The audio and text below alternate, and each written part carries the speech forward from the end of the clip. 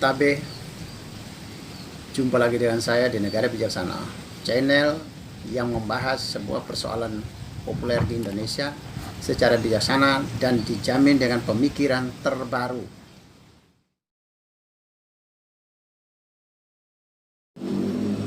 Hari ini saya akan membahas soal kehadiran Komnas HAM dalam peristiwa penembakan 6 anggota FPI yang sampai meninggal. Komnas HAM bekerja untuk melihat kemungkinan pelanggaran HAM di sana. Saya mau melihat persoalannya begini, apakah polisi bersalah atau tidak bersalah? Maka Komnas HAM perlu memperhatikan ini. Kalau alasan polisi bahwa mereka dalam status membela diri, artinya mereka dalam ancaman bahaya juga, berarti ini menunjukkan bahwa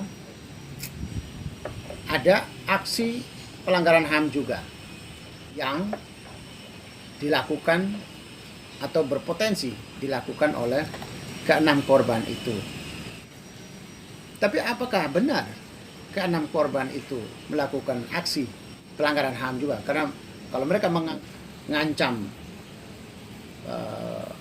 kekerasan kepada aparat negara atau kepolisian, maka itu pun adalah melanggar HAM bagi para polisi juga. Hanya yang menjadi persoalan sekarang adalah benar atau tidak polisi dalam kondisi terancam. Tanpa pembuktian ini, maka Komnas HAM sulit bekerja.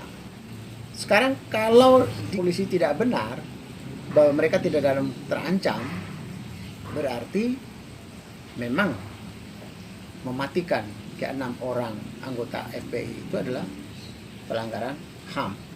Tapi jika pemberitahuan polisi itu benar bahwa 6 anggota FPI itu melakukan ancaman yang mengancam keselamatan polisi, maka ini artinya polisi pun melakukan ini adalah pembelaan HAM juga.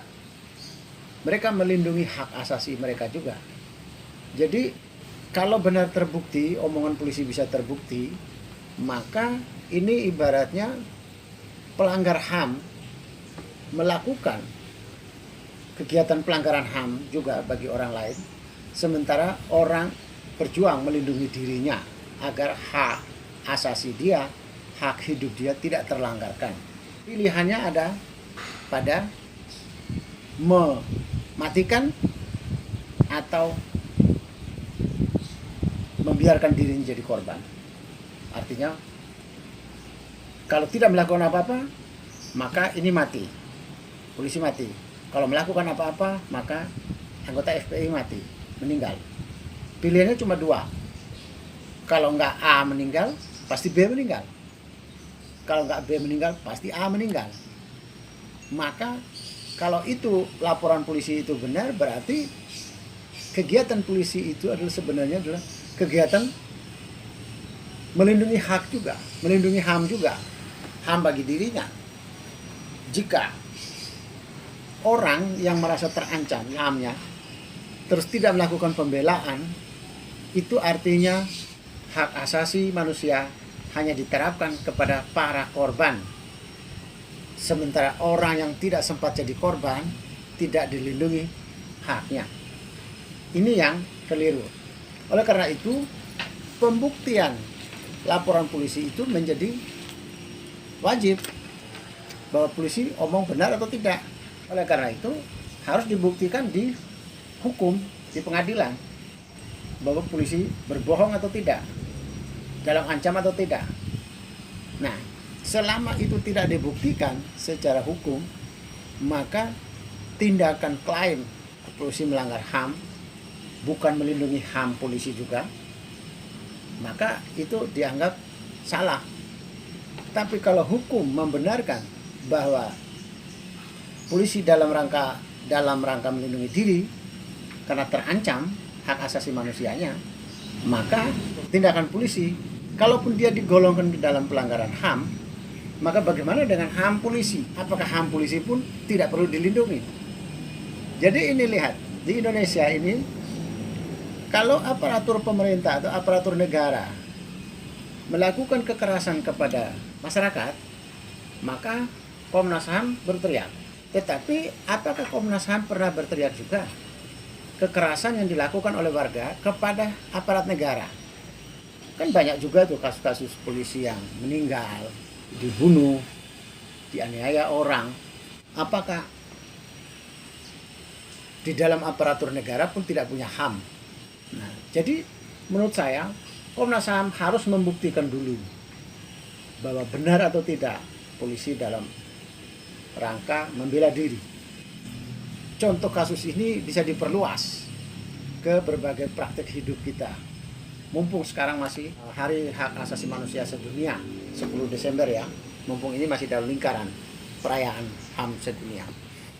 Manusia ini diciptakan dengan segala macam kurang dan lebihnya. Setiap dimensi buruk maupun dimensi baik ada pada manusia. Maka manusia juga adalah punya naluri membunuh orang lain sesama. Maka dalam filsafat mengenal homo homini lupus. Manusia adalah serigala bagi sesamanya. Tinggal kapan atau situasi apa kesingaannya muncul. Maka kita ini, HAM ini, bukan cuma melindungi korban, tapi melindungi semua pihak yang belum sempat jadi korban. Jadi kalau ada penjahat, maling, datang mau membunuh saya, sebelum saya terbunuh, saya lebih dulu membunuh dia. Maka ketika dia terbunuh, HAM dikenakan ke saya. Itu yang tidak benar. HAM seolah-olah melindungi orang yang jadi korban. Tapi orang yang nyaris jadi korban, tapi belum jadi korban, tidak dilindungi.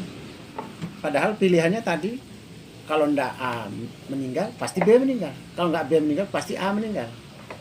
Jadi istilahnya, siapa cepat dia hidup. A cepat, B mati. B cepat, A mati. Pilihannya itu. Jadi tidak benar kalau perlindungan HAM itu hanya ditujukan kepada korban. Konsep HAM harus berlaku kepada korban maupun kepada orang yang tidak korban. Jadi korban dia meninggal itu juga akibat dari pembelaan HAM bagi orang lain. Istilahnya, apakah pelanggar HAM perlu juga dilindungi HAM-nya? Apakah pembunuh perlu dilindungi dari pembunuhan? Padahal orang yang calon korban dalam rangka membela HAM-nya, dia membunuh duluan si pembunuhnya. Jadi saran saya, objek HAM harus diperluas, tidak hanya kepada korban. Yang kedua, Komnas HAM tidak boleh hanya bertindak kalau ada pelanggaran HAM. Komnas HAM harus juga mendidik orang untuk tidak menjadi pelanggar HAM.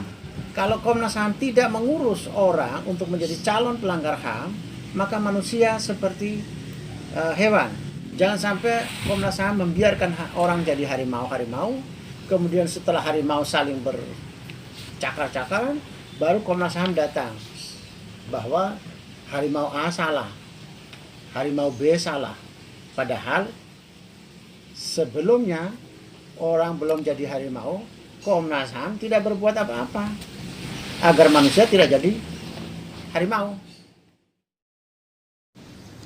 Jika Anda setuju dengan saya, Anda seide dengan saya, berarti kita berada pada satu perjuangan yang sama, yaitu ingin melihat Indonesia menjadi lebih baik, Indonesia menjadi negara yang bijaksana yang kita impikan.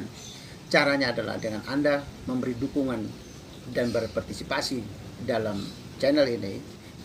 Subscribe di bawah channel ini, bunyikan lonceng di sampingnya untuk menunjukkan Anda berlangganan secara gratis, dan ada pemberitahuan setiap kali saya mengirim edisi baru. Dan ketiga, kalau Anda suka dengan pembahasan ini, jangan lupa klik like di bawah ini. Dan kalau Anda ada tanggapan, pendapat berbeda atau kita sependapat atau memberi penjelasan, silakan menulis komentar Anda di bawah ini. Dan jika Anda setuju dengan ide ini, jangan lupa bagikan ke semua relasi Anda. Terima kasih.